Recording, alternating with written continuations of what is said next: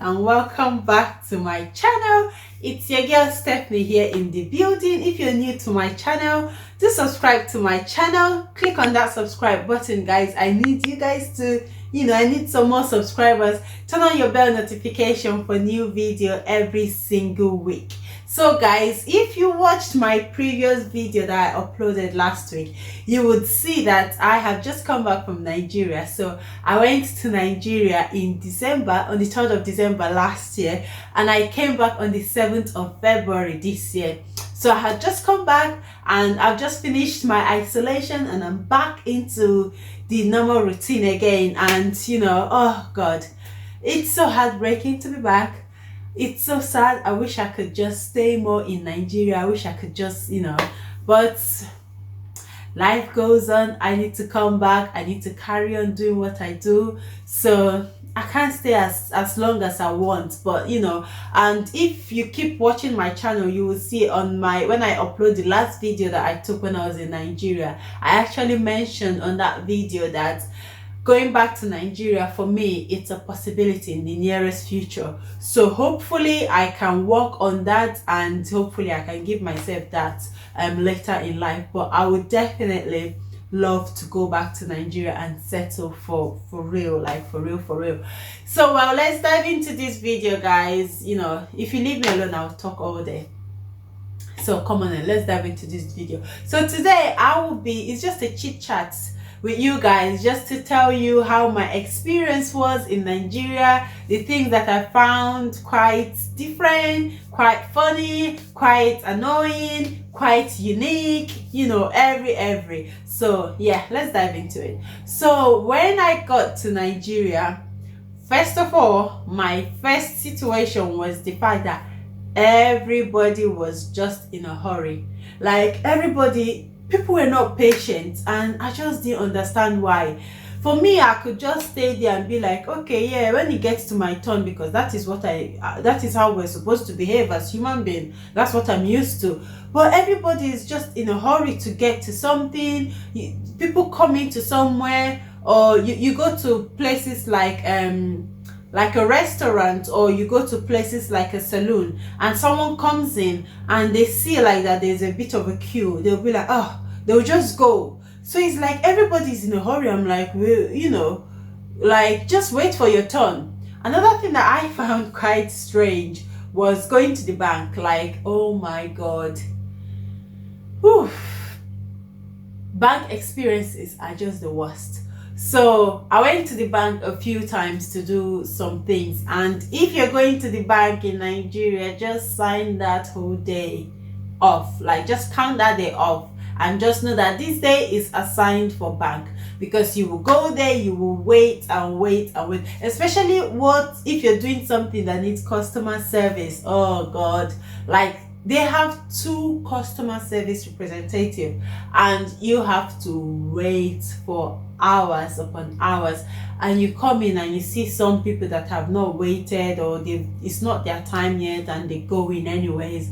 So it's just like the whole situation. But the few times I went to the bank, I had to wait for a while to get things done. The last time I went, it was just to change my phone number, because I had my mom's phone number on my account. When I first opened my account, I didn't have a Nigerian number. This was like 2 years ago when I went back. So I didn't have a Nigerian number, so I used my mom's phone number to open the account. So now this time when I went, I now have a Nigerian number, and I wanted to use my Nigerian number on my account, and oh my God, it was just First Bank, that was First Bank. But GT Bank was easier. I found GT Bank a lot easier compared to First Bank. First Bank, they always have queue. But GT Bank, you can use their ATM to do a lot of things that you need to do. So when I wanted to change my phone number with GT Bank, I waited. It got to my turn, went in there, I spoke to the lady, and she was like, oh, you just go outside and do it in the ATM. You can imagine that feeling. So I was like, really? Okay, whatever. So, but I was glad that at least that is some service that you can do. But I just wish that I knew, or somebody had told me, instead of me waiting all that time. So but that was fine. Also, one thing that I experienced. So guys, gist. So one day I went to the ATM to cash out money. So I went there and it was 2 ATM, and if you've been to Nigeria before, you would know that like ATM in Nigeria is like a hot cake. You have to wait, like you have to wait for your own turn. So it was 2 ATM, and two people were already using the 2 ATM. So I was just, standing just behind, waiting for my turn. But I wasn't standing in a way that I'm standing behind this person or I'm standing behind this person. I was just standing behind both of them. So I was waiting. Whichever one finishes first, I would go, right? So this man came, and as the other person was just finishing, this man was just walking towards the ATM, and I was like, excuse me, I've been standing here, and if he's finished, it's my turn. And this man said to me, oh, you were standing behind the other ATM, you were waiting for that one, not this one. I was like, well, I was standing behind both of them. Whichever one finishes first, then I would go. You didn't even come and be like, oh, excuse me, which line are you standing on? Or, oh, excuse me, do you want to go after this guy, or are you waiting for this one? Or are you, nothing. Oh, this man was just walking. Oh, I wish I could slap him that day. This man was just walking towards the ATM. And I said to him, no. It doesn't matter. Like, there is no two queues. This is just ATM, and I'm waiting for whoever finishes first. I didn't make a queue to say I'm waiting behind this one or I'm waiting behind this one. So I am here, I've been here, I'm here before you, so I would go first. And he was like, no, you are standing on that queue and you will wait for that queue. I was like, excuse me, Mr. Man, let me tell you something. Let me show you something. Something that will take away your sorrow. Let me show you something. Let me tell you something. Like, let me tell you something. You would not use this ATM before me, oh, let me tell you. Otherwise, you will beat me here today in this ATM, and men will come and beat your ass. So the man was like, oh, then he looked at my finger. Nigerians are so funny. Sometimes I just can't take them back. Like, it's just like, really? So he looked at my finger and he was like, oh, no wonder you don't have respect for men, because you don't have a man in your house. So this man is insinuating that because I'm not married, that is why I don't have respect for men. That is what I was like, hey, you want to try me today? Let me show you. So he kept on going and he was like, I have 2 graduates in my house. Excuse me? You have 2 what? So what?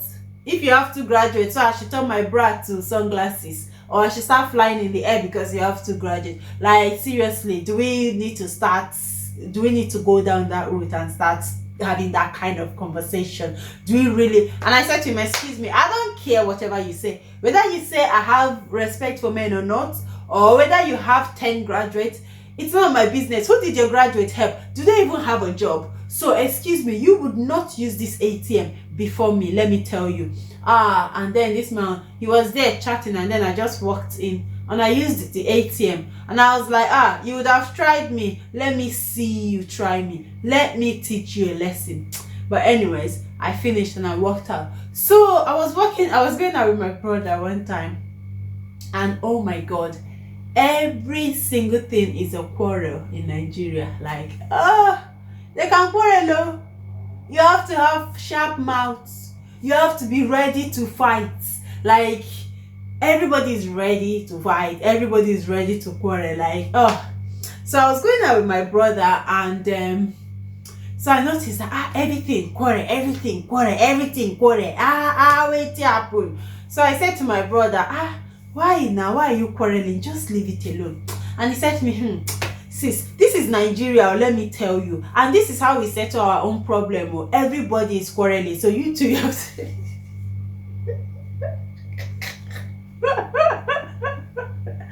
Oh God, I just could not. I was like, really? I was like, really? Seriously? Like, this is really how we need to live now? Like, it's absolutely crazy. So also, one thing that I found really amusing. So when you go to places like markets or public places, the men are not shy to praise you, to run you down, to to judge you. Like, they are not shy. Like, they would say it as it is, especially when you go to places like markets. Like, I went to Wuse Market a few times, and when you go to Wuse Market, there are a lot of Igbo boys selling in the market. You know, Igbo people like business. Like, they really love business. So I went to Wuse Market, and one time I went to Wuse Market with my mom. We were working in the market, and then this guy, he came to hold my hand. He from nowhere just came to, with this coronavirus that we are all fighting and running away from. You don't even know me, I don't know you. Come and hold my hand like that. So he came to hold my hand, and then I looked at him. No, he came to hold my hand, and then my mom looked at him. When my mom looked at him, he was like, mama, now you go marry her. I'm like, are you the one that will marry her? So let us, that we are the potential suitors, let us be holding her hand. So anyway, so my mom worked. My mom kept working, and then I looked at him, and he was like, I looked at him and I was like, leave me alone. And then he was like, look at you, Seth, because I haven't managed to hold you.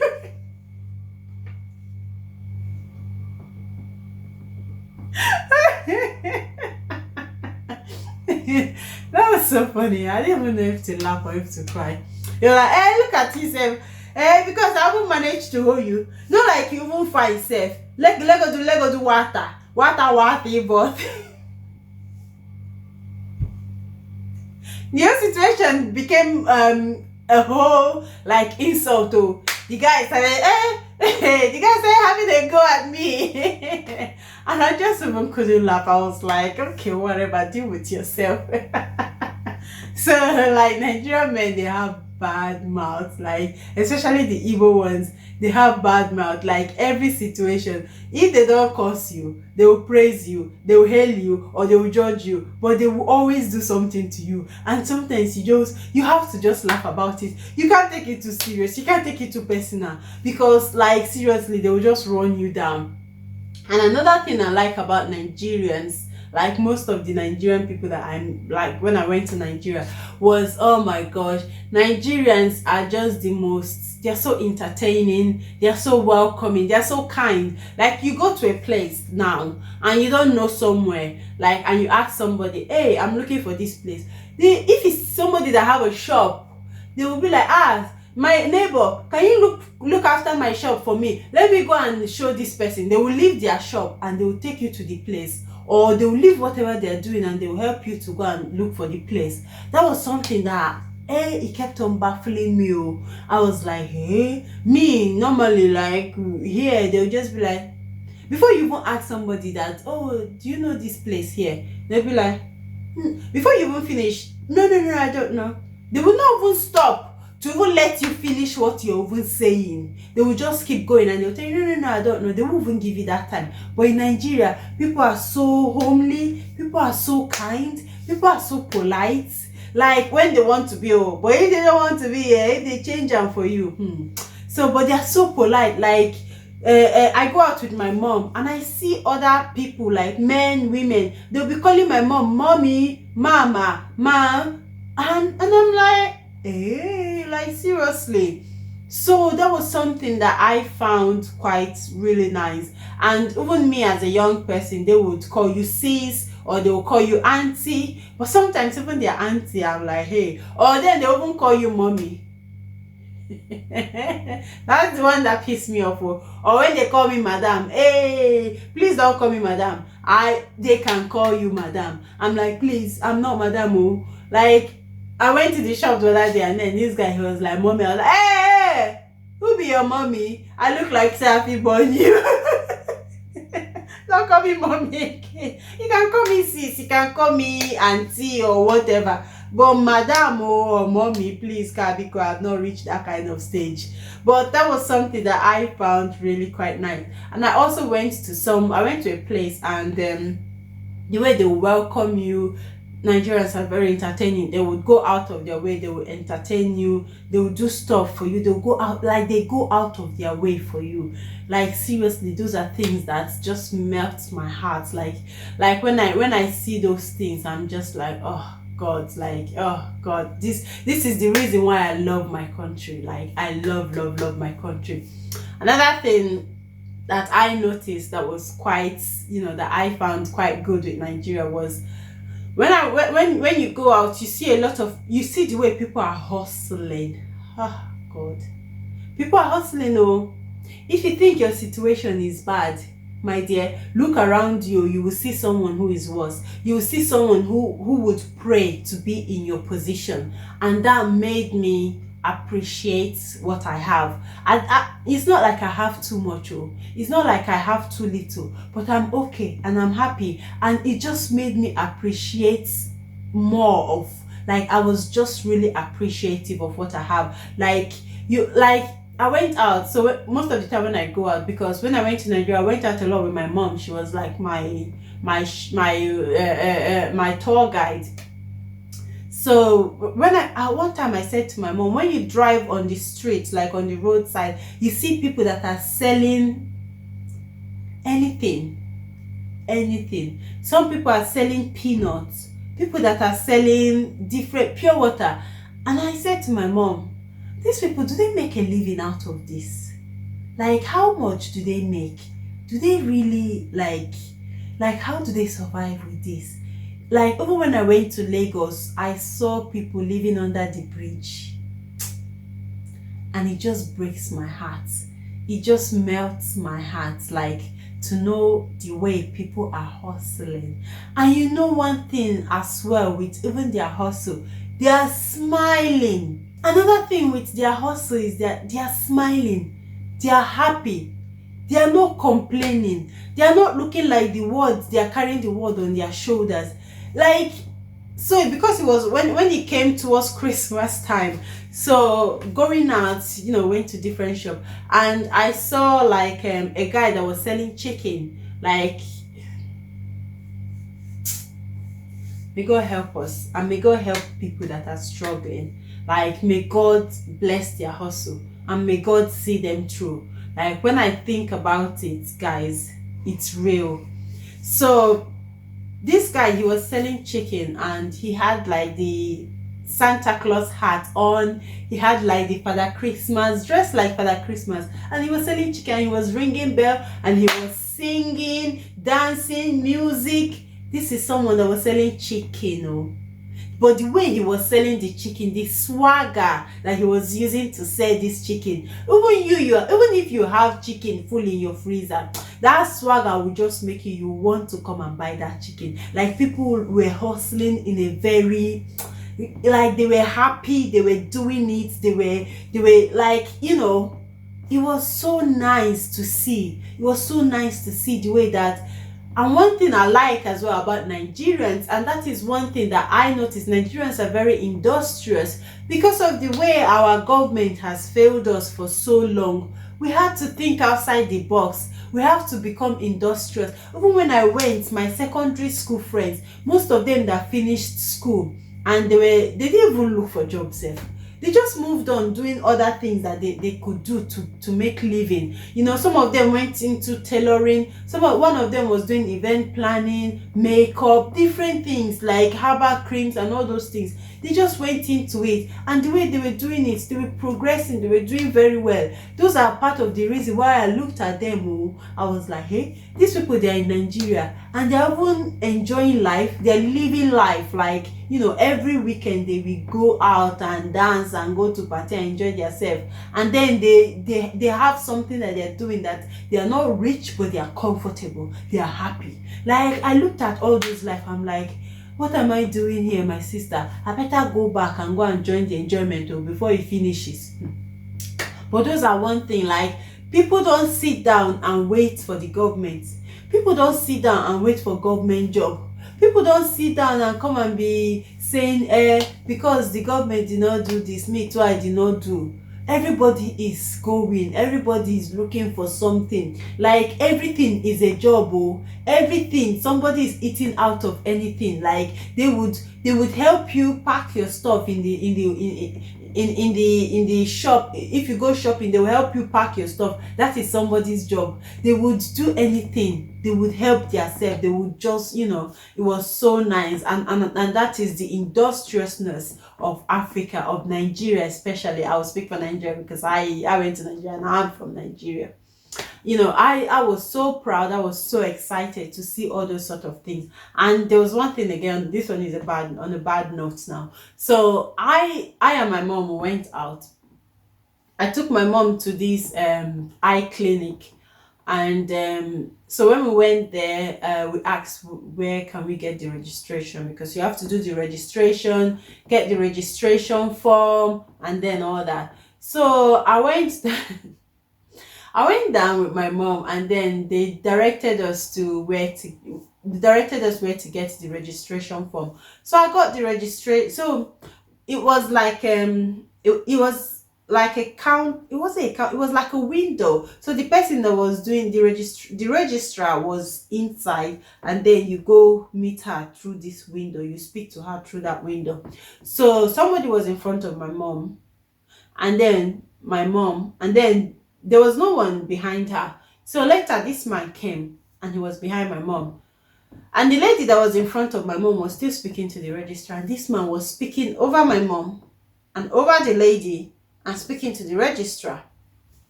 I got really upset. And I said to him, excuse me, it's not your turn yet. Why are you speaking to the registrar? Wait for it to be your turn first before you start speaking to the lady. These two women are here before you. Or is it because they are women? Hey, the man started, oh, hey, you, did I speak to you? What is your business? I just wanted to ask the registrar. I said, I don't care whatever you wanted to do to the registrar. Even if you wanted to say hi to the registrar, you need to wait for your turn. When you get to your turn, then you go and say hi. You cannot just come here, speak over my mother, speak over the lady in front of her, and then you're speaking to the registrar. And then I face the registrar, like, you too. Why would you be answering somebody? It's you people that is encouraging this kind of behavior. Why is it that you're answering this man? Why didn't you tell this man that wait for your turn? There are two ladies in front of you, wait for them to finish first. Those are part of the things that I just didn't like. I just did not like. So on the funny part now, so one time it was coming to evening time, guys, like you would not believe some of the things that happened in Nigeria.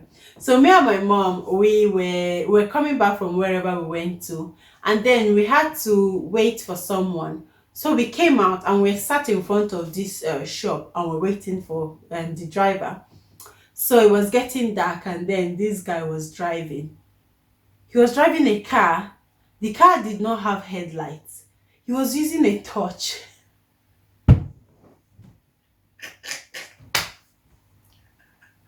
Guys, like seriously, like I just cannot fish out. I cannot feel laugh. The man was using a torch, and he was driving the car using a torch, and I was like, mommy, look at that. And she looked at it and she was like she didn't see anything that was funny or wrong with it. And I was like, look at the way he's driving with a torch. She was like, yeah, his headlights are, he doesn't have a headlight. I was like, is this normal? She just didn't know why I was laughing. She was like, you know how to embarrass people.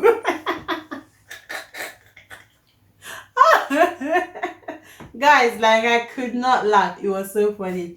And another funny part was when you go to Nigeria and you go to parties, especially during that Christmas time, like Christmas time in Nigeria is so amazing, guys. So you go Christmas time, you go to parties, right? The way kids are dancing, hey, yeah. I'm like, I need a personal tutor, like a dancer that will teach me how to dance. So I need to learn how to dance, like the way people were, like especially small kids, They will make you spend your last cash, like you just be spraying them money. Kids can dance in Nigeria, especially when they dance and they do best. Oh my god, like it just gives me that joy. I'm just smiling and laughing. Like my experience in Nigeria was amazing. It was filled with both happiness, both laughter, both crying, both sadness, both. It was filled with everything. But one thing that I will tell you was not that is not in that list was a regret. Like I enjoyed every single minute of it, and you know, I pray to God that I will be able to go back to Nigeria this Christmas again. Hopefully I'm able to go back. Like I enjoyed it to the fullest. That 2 months was just amazing. It was just enough time for me to experience so much, and I'm so grateful to God for giving me that opportunity to do that. It was just amazing. So anyways, I'll end this video here so I don't carry on chatting like you guys. You know me, I talk too much. But I hope you have enjoyed this video. If you have, please turn on your notification and click on that subscribe button. Let us get the subscribers going, guys. Even while I was away, while I wasn't doing videos, you guys were still subscribing. I just want to say thank you, a very, very big thank you. And I'm going to do a video explaining the reason why I was away for that long, and I'm just going to, you know, come back and tell you guys everything. But for now, let's keep the vibe going and let's keep enjoying it. See you guys later. Bye.